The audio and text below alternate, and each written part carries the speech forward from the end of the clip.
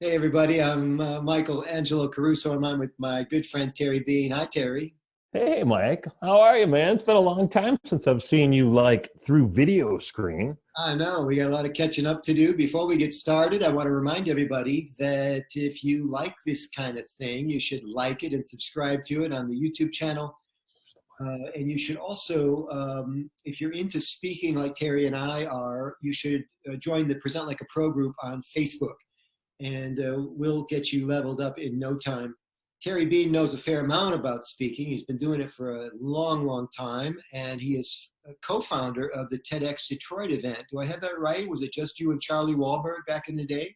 You know, it's funny that you say that. I've never referred to myself as co-founder, right? Charlie is driving that bus 100% of the way.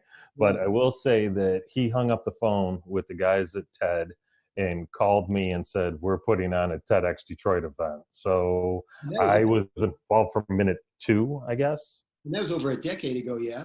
Yeah, 2009. We're rolling into number 12 this year, and the planning's already well begun. And we're gonna try something different. We're gonna have the whole thing announced and locked and loaded in January. We're blowing the doors out. Last year we announced in August, to give you an idea. So we're trying a whole different spiel this time. But this is Excited about that. a fall event, and you're going to have it locked down in January? Yes, What's yes, the yes, yes. strategy to this? Is it a secret strategy, or is it something that everybody might learn from? So it's practicality is really what it is, Michael. So, you know, if you have an event in the fall and you announce it in August and you're trying to get 4,000 people there and you don't give them enough runway, it's hard to fill seats. Yeah. More important than that, though, if you're trying to get sponsors for 4,000 person event and you don't give these corporate entities enough time to put it in their budget, it doesn't really happen. Yeah. So those are the two big ideas: is the amount of promotion, and the reality is, as you know from, and we've had conversation about the current state of live events. You got to beat people over the head to get them there anymore. And so now we'll have time, we'll have energy, we'll be able to distribute it throughout, as opposed to, you know, trying to cram it into a short period of time. Yeah. I went to your event last year. There were a lot of people there, but everybody's got ambitions to grow their stuff, and I certainly feel you on this. If you're charging enough money for corporate sponsors, it's what's called the capital expenditure, Mhm. and, and they need to budget that a year in advance sometimes. So that lead time is very important. That's right. Um, I know plenty of people that sell a 4,000 seat event before the 4,000 seats are sold, That's right. which I don't recommend, by the way, but some people do it that way. Well, as long as you're not buying a 4,000 seat event before the 4,000 seats are Yeah, sold, yeah. you're probably okay, right? Because that's a different expense at that point. And that's probably the downside to scheduling it and confirming everything like the venue so much in advance. You're out of pocket for the down payment or the deposit for the venue. And you guys are at a big theater these days.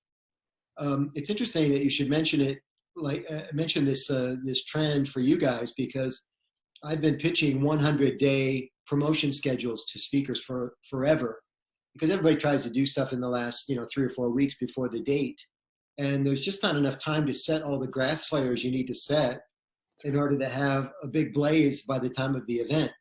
So I'm all for it. I just think in order to rack up 50,000, 100,000 internet impressions, you need some clock.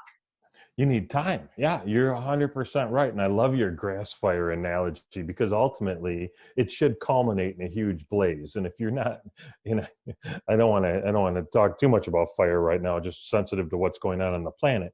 But if you're not sparking those things in multiple places at multiple times and giving them a little bit of time to gestate, it doesn't really catch. And so, yeah, man, you really, really need that time. You need that effort, and you need many hands kind of lifting and uplifting that process. And we're really blessed in that respect, right? We have a lot of people that are on board, that are taking part, that are participating and doing their best to spread that out.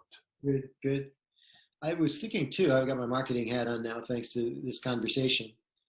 You must have thoughts about doing some sort of a reunion or best of what they used to call a sizzle reel or something like this, because you've not only had famous people do the event, and of course that video is available to you, but you've had people that were not yet famous that became famous, and now you've got the kind of the, we discovered them patina on that footage. It's pretty wild, right? So, the first one that comes to mind is several years ago, we had Dale Earnhardt Jr. perform. Yeah. The race. But no, the band, there's a band with that name as well. So they performed on stage, and they did great, right? And a couple of years later, we were talking about talk show hosts before we came on the show, you and I, and all of a sudden, I forget if it was Kimmel or Fallon, but this band now is playing on their show. And it's like just so crazy to see, Jason Hall, who doesn't need our help by any stretch of the imagination, but Jason's a kind of a Detroit legend with Ride Detroit and what he was doing even before that. And it was, he was on our show, and the next thing you know, he's in a national Apple commercial, right? So it's kind of fun to watch these guys take off and do really cool things. Yeah, and especially cool to see Detroit coming back. Here's another fire analogy, from the ashes. Yes. Well, that's part of our slogan, right? So that actually completely fits, right? Yeah, we shall rise again from the ashes. Detroit was the first city, this was in 2007, first city to go into the dump, Great Recession. And we had our issues before then for decades, corrupt government, what do they call that? When everybody leaves the city, urban flight. Yeah. Urban blight resulting in urban flight. And then we were in it longer than everybody else too. We officially filed bankruptcy. Remember that? Did the city of Detroit file bankruptcy? The largest city in the history to do so. I think that's still true today. Yeah. And then a guy named, just a quick Detroit history. We're so proud of this. I never get tired of talking about it. Maybe you don't either. It's a cool story. A guy by the name of Dan Gilbert comes around. Gilbert, for those of you outside of Detroit, owns the Cleveland Cavaliers, and he founded the first online mortgage company, Rock Financial. And he gets this idea of investing in Detroit. I don't think he ever had the idea of helping Detroit in the way that he has, but it has been, I tell people this, Terry, when I'm traveling, they all go, how's Detroit doing? And I say, Detroit is simply the most successful urban renewal success story in the history of civilization. And I'm not understating it when I say that. We came back huge. And if you take pictures now when you go downtown of parties and events and stuff, and you post it online and say, guess where I am? People never guess Detroit. It is night and day different. You've got to have similar feelings. It's a whole different ballgame, right? And the level of pride and the level of excitement and the level of amount of conversations I have on this topic of, where we were a decade ago to where we are now, it's night and day. So to kind of wrap this back around, Dan Gilbert spoke at TEDxDETROIT #2 back in 2010. At the very end of that presentation, he looked at the audience of 1,000 people in the room, and he said, "You're all thinking too small. Skyscrapers are cheap." It was like he just reached in the audience, grabbed people by the throat, shook them around a little bit. And you think about it, at the time, he owned 0 skyscrapers. Yeah. Today, he and his group own roughly 90. So 9-0. Yeah. So his group, everybody, is Bedrock. And you probably guessed at the end of the story now, they've become chief stakeholders in Detroit. Somebody told me, Terry, that Bedrock's private security department is better tricked out than the DPD, Detroit Police Department, because they got all the toys. And Dan couldn't leave, and no disrespect to our men in blue here, but Dan couldn't leave his biggest investment, now 90 buildings, 90 skyscrapers, I don't know how many properties, in the hands of the Detroit Police Department. He knew they were way understaffed, way underfunded. And now they're both working together. And Detroit's one of the safest places you can go to now. It's just it's been just a Cinderella story, and I'm so proud of it. And congrats on getting Dan there in year 2. In fact, TEDxDETROIT did not start in Detroit. Nobody was in Detroit doing events. You couldn't get people to go downtown. Where was That, Lawrence that, Tech or someplace? what's that? Where was your first event? Lawrence Tech University. Yeah, I remember. Now, that was, and so for those of us not in the area, Lawrence Tech is in a town called Southfield. Southfield is adjacent to Detroit, but it is in a different county. And a couple of fun things. One, back then, our rallying cry, because we really needed to get the suburbs and the city to actually work together, was it didn't really matter where you were on the map. If somebody wasn't from here, you didn't say you were in West Bloomfield or Farmington Hills or Chesterfield. We're all from Detroit. So we tried to use that analogy. Yeah. But candidly, I had a friend that worked at Lawrence Tech University, and we had zero budget to put on an event. So she gifted us an auditorium so we could fit the 300 people in the room the first time. That was the secret sauce. That, and to your point, getting people to come to the city, it was not fashionable back in 2009 to go to the city. It was, I don't know that it was scary, but it was scary for most. Oh, yeah. In fact, back then, if people asked you where you were from, it was very common for people in Michigan to say, instead of saying I'm from Detroit, like we're 15 minutes from Detroit. I am. I don't know about you. Maybe a little bit longer now. We moved on October 1st from Royal Oak to Rochester. Oh, I didn't know that. Yeah, I'll catch up on that. But if you were from like the Detroit area, you didn't say Detroit. Detroit was like a curse word. You would say, I'm from Michigan.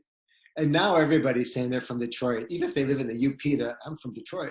They got closed, the whole shooting match, man. Detroit versus everybody. I never really understood that slogan, but whatever works for people, I guess. Yeah, so we're back, baby. We also are very involved with what I think is the best networking group and certainly the longest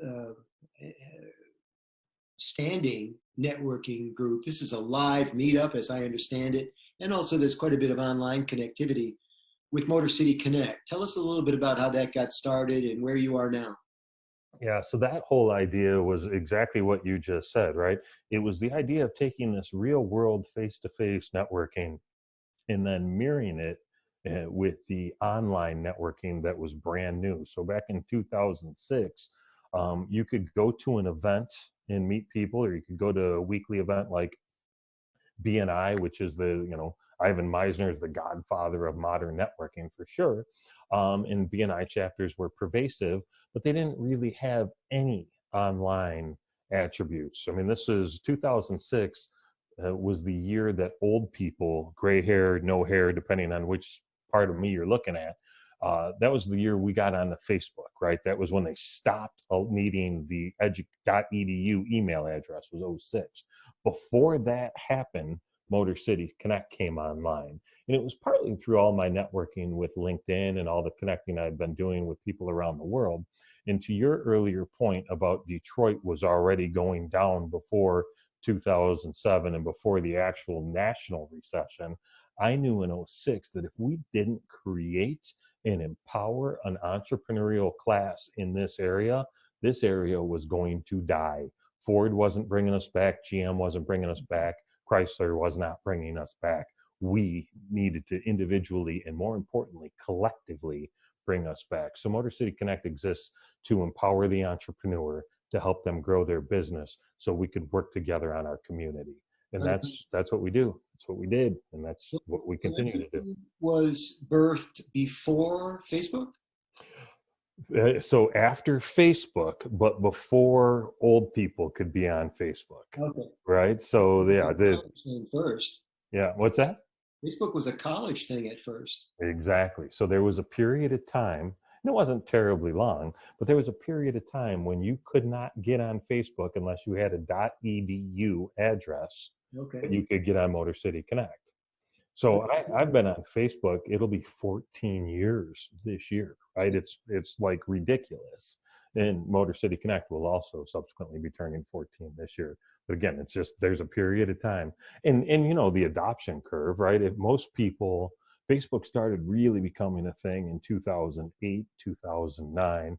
And by 2010, a lot of us were on there. right? But the early adopters, right? The day one people that weren't in college was 2006. Yeah, and it's always been the younger, I don't know about tech savvy, but tech oriented people that are the first adopters. I like how you said that people with gray hair came to Facebook last. It's true. Even after they could technically get on Facebook, they couldn't figure it out. That's right. And Facebook was a technical nightmare. It's very intuitive now, I think, for almost everybody. Just like PowerPoint. I remember there used to be PowerPoint tutorials. Remember? Absolutely. And people paid money for that shit because they couldn't figure it out on their own. That's exactly right. Things have changed so much. PowerPoint's very intuitive. YouTube now, the greatest instruction manual ever written. Unbelievable. Yeah, you can no longer say, I don't know. You can only say, I don't care enough to find out, right? With the world's at our fingertips. That's right. Yeah, so much cool stuff has happened. You know, you remind me, when I was in second grade or third grade, whatever, my teacher said, you are going to, talking to the class, you're going to experience more change in your lifetime than all of mankind, he said mankind back then, all of mankind combined. And I was sitting there in class, I don't know what grade I was in, I'm like, I'm cool, that's good, great. Sounds fun. Oh, I'm ready. And I must admit, some changes I'm just not okay with now, but the changes are coming so fast now, huge. And you're right, not knowing is not an excuse anymore for anything. At all, right? You can just say, I don't care, or I'm too lazy to look. Those are the only two options. I don't know. Doesn't say that. They blame somebody else. Right. Yeah. There's so much of this and not nearly enough of this. But I digress. I had a breakfast meeting today with a guy who's in the Internet of Things, the IoT space, and runs a data center and stuff. And we were talking about autonomous vehicles, right? And how much data those things require, and how that's going to end up having to be on board, like on the actual vehicle exchange, and cars will talk to each other, right? And what that future looks like, and just how right up against it we are. Obviously, Tesla's already out. Cadillac and Nissan have self-driving cars. A few other manufacturers do as well. And just where we are in the development. And now, you're probably like me, still waiting for the flying cars that we were told we'd have from the Jetsons. Anytime we want to do that, exactly, chop, let's go. But, it's pretty crazy to think about how much change has really happened. I was in a Jeep, and for those of you watching this video, this is January 20th of 2020. I was in a Jeep the other day that self-parks, just a Jeep. It wasn't even a Grand Cherokee. It was just a Cherokee. Hit it, parallel park, went in reverse, did the whole thing? Into a parking spot. Yeah. You better move the gear shift manually. But here's the freaky thing. It backs up faster than I do. And I don't trust it at all because of that change thing. But we'll all get there eventually. And I love what you're saying about the cars talking to each other. We haven't even gotten there yet. But can you imagine like a human conversation between cars? Woo, this guy's got some cologne on today. Well, that's exactly it. The other talk about that we were talking about was the idea, if you think about your car and how much time your car sits, right, when you're not in it. And he's like, there's going to be no more buying cars. Everything's going to be rideshare. And so as a result, there won't be any more need for parking, right? So all the spots that are all reserved for parking lots, all of that becomes real estate that can be used to do other things because the cars will all be in perpetual motion. Yeah. Wow. And I was like, wow. I hadn't even contemplated some of that. And it was fascinating. An easy way to think about this is Uber, which remade the taxi industry, which by the way, badly needed to be remade. I'd like to have $1. Let's say it another way, because it's not about monetary. It's about me being pissed off. I hated it, the way taxi companies treated people, especially the elderly, old people standing out in the weather, waiting for a taxi that was never going to come, And by the way, Uber left me stranded last week. I called an Uber, and the guy, he's like, I'm watching him, not my watch, but my phone, and he gets like 2 minutes from me, and he vanishes off the radar. Really? Rare, but it happens. in the taxi industry, it happened all the time. Yeah. And what do? You know, you can't even complain. The taxi companies were above everything, you know, because they had a monopoly or whatever in your town. So that's changed. But to your point about everything changing, parking. What about insurance rates on automobiles? That's a multi-billion-dollar industry, and if you're not paying for insurance, what happens?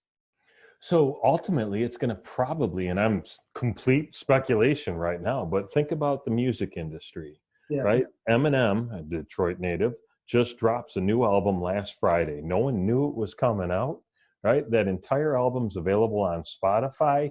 I actually pay the $15 for a family Spotify membership every month, but lots of people pay $0 a month for Spotify. Eminem's not trying to figure out how to sell that album. He's trying to get it in the hands of people so they can actually listen to it, yeah, because he knows he gets paid a fraction of a penny every time it hits play. My guess is, as you're getting this car, right, you're going to be responsible for the small portion of the wear and tear, a small portion of the gas, a small portion of the insurance, and that's going to just roll up into your whatever the rate is that you're charged to use that car, whether you're driving from here to your office or from here to the airport or to dinner or to Mexico, yeah, right? It's yeah, yeah. gonna be built out that way. Amazing. It's pretty cool. Yeah, remember when U2 gave their album away to everybody that had an iPhone? Yes, yes. I remember a lot of people complaining about U2 I giving know. out an album. So Like, funny story. Bono's riding his bike in Central Park. Sometime later, he falls and breaks his arm. You remember that? I do, absolutely. My joke was, I tweeted this, it got a lot of attention, that Bono broke his arm, not bike riding in Central Park. He broke his arm helping people get U2 off their iPhones. I was thinking it was patting himself on the back for having so many downloads. Or there's some of that too. It did become album of the year, which is another interesting thing about change. They thought they were just doing everybody a giant ass favor, and they lost a lot of fans because it would do autoplay. And for the people that didn't care for U2, this is the biggest pain in their ass of the decade. And then it won album of the year, which means they didn't give you a piece of crap. They gave you album of the year. Right. Nobody knew that was going to happen. That's it, but Bono probably did, right? I mean, let's be honest. It's, when you're at that level, and you're a former rock star, so right, the amount of intensity and the amount of vision and the amount of self belief you have to pull that kind of stuff out. And you think about the audacity to decide that, you know what, everyone who's an iPhone user wants our music on their phone, so we're just going to make that happen. Yeah. But there's something just inspired about that concept. Yeah. I'm an Android user, so I had to borrow my wife's phone to listen to that one. Yeah. Part of this change thing is it's like guessing what's gonna work and what's not gonna work. And being there reasonably early so that you can get a foothold in a very competitive market. We're out of the information age now. We're in the experiential age. Everybody has access to the same information. That's right. And that's why I admire you so much. You're in the front, on the front, street level of TEDxDETROIT.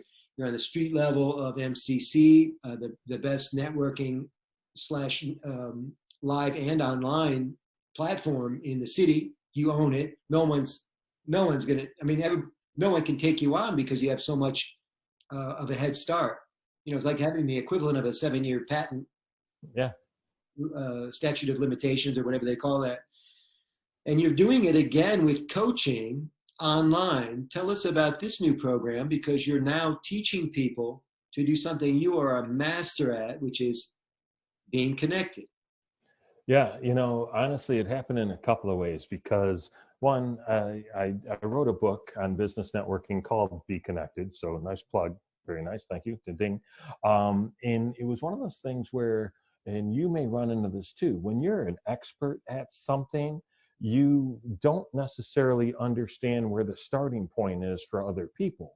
So if you're communicating from your level of experience, you may leave a couple of people in the dust. And of all the reviews I got on that book, the one where the lady said this was a great book, but I wish he would have started earlier than he did in the process.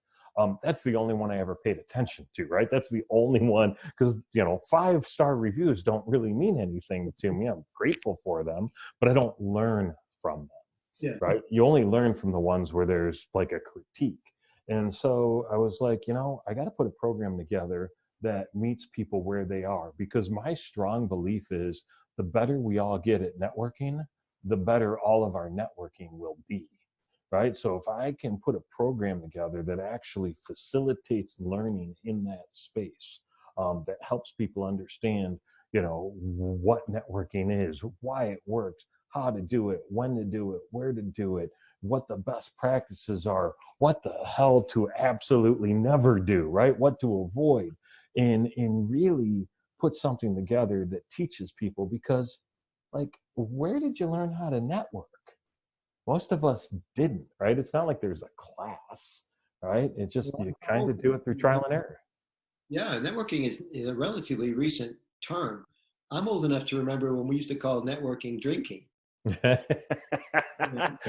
and there are a lot of people that are really good at that, Michael Angelo Caruso. There are a lot of people that are skilled in that respect. We call it happy hour. Now it's a networking event. You know what? One looks better on an expense report. Let's just call it what it is. For sure. So this program is something that people can pay for, and then tell us how it shapes up. Maybe we'll get you some customers here.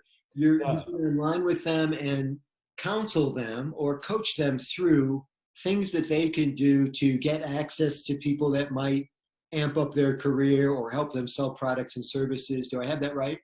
Yeah. So the structure of it, it's a 12-week course, where every week I will be online in a private Facebook group, going live, doing a 20 to 40 minute class, right? So here's the topic. Let's say the topic is LinkedIn for that day, because it's not enough just to learn how to network in the real world. We have to network online too.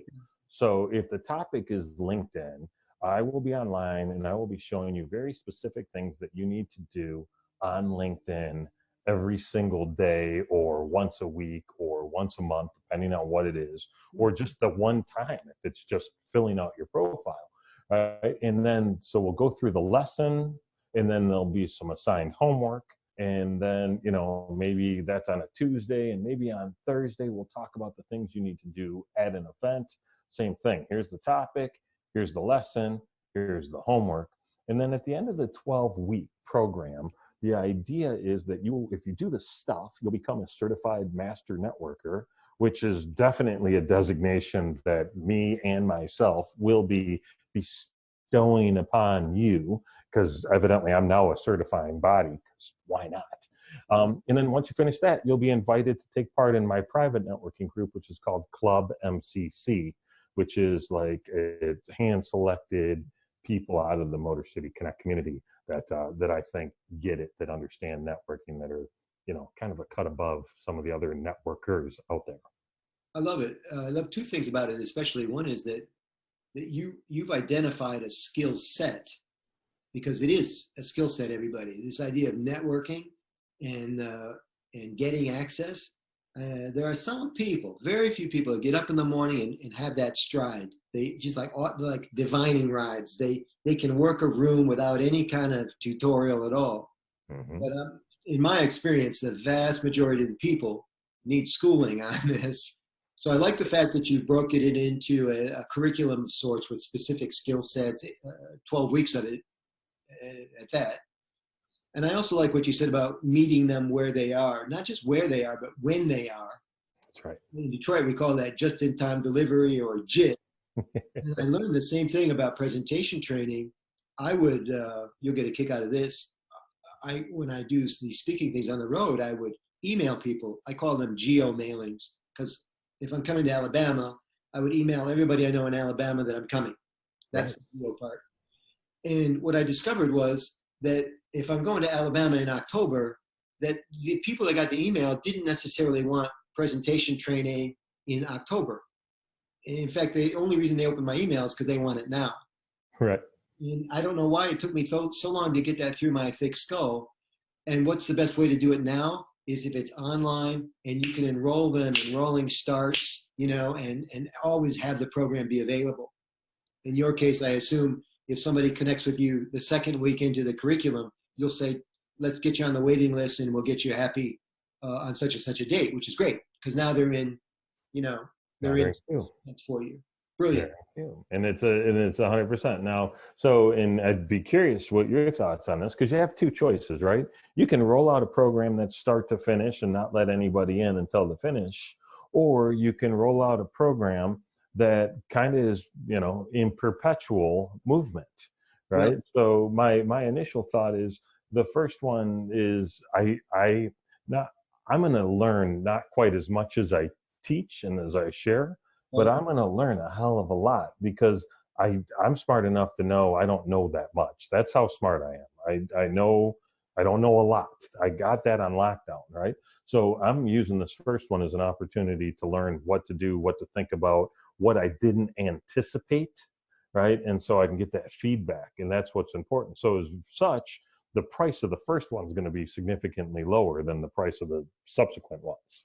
So I don't know why that's important, but it seems fair to me. I don't like charging people so I can learn.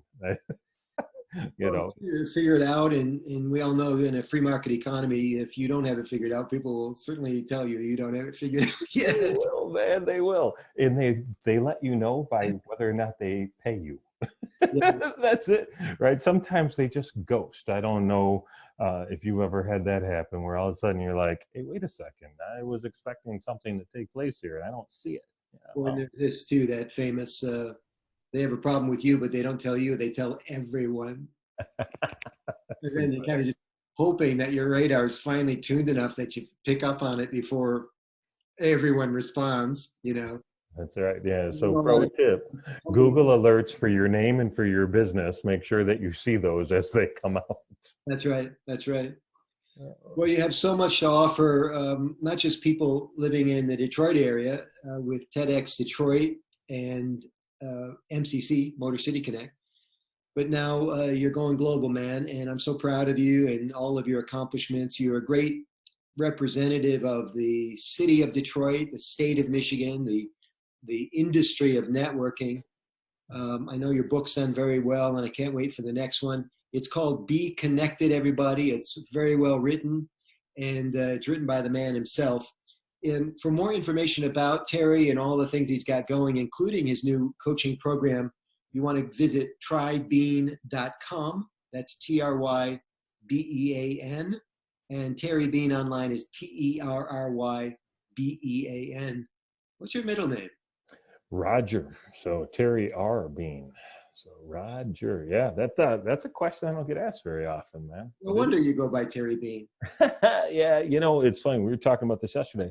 I don't ever go by Terry or Bean. It's always Terry Bean, as if it's just one word, right? Like you're a brand, man. You're like a thing. Yeah, it's kind of like Cher, but with twice as many, 3 times the syllables, I guess. I don't know. But it's always been that way. With you, man. You always got something going on, and I want to thank you for all that you do for everybody. You're an inspiration. I appreciate that, man, and thank you for leading the way, man, and showing me the ropes. I remember you and I sharing a stage one day, and it was shortly after we had done a show that you had years ago, and you actually handed me a CD of the recording. And I turned that into a product and I sold it, and you came up to me and you I have never been so proud. I'm watching you sell this in the back of the room. You I feel so vindicated. It was awesome. So you really inspired me a ton, Michael. My pleasure, man. Keep up the good work. You too, man.